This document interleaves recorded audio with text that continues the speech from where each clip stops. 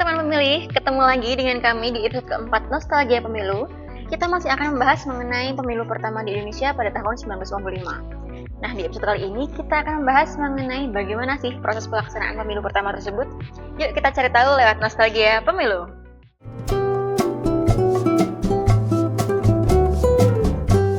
Bayangin deh, kita udah merdeka dari tahun 1945, tapi pemilu pertama kita baru diselenggarakan pada tahun 1955, yakni 10 tahun setelah proklamasi kemerdekaan kita. Kok bisa ya?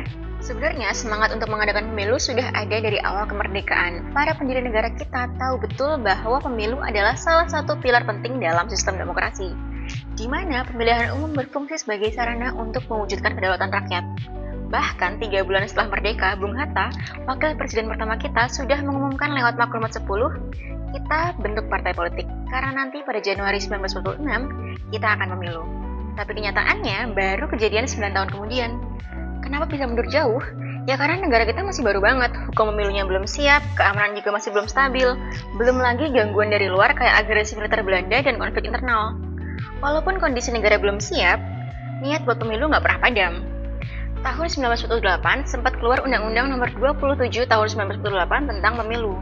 Kemudian diperbaiki menjadi Undang-Undang Nomor 12 Tahun 1949. Nah, waktu Perdana Menteri Muhammad Nasir naik, pemilu dijadiin program kabinet. Tapi sayangnya kabinetnya cuma bertahan selama 6 bulan.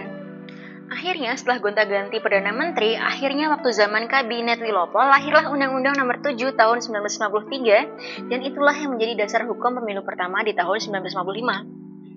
Nah, teman pemilih, itu tadi adalah sepenggal cerita tentang proses persiapan pelaksanaan pemilu pertama di Indonesia.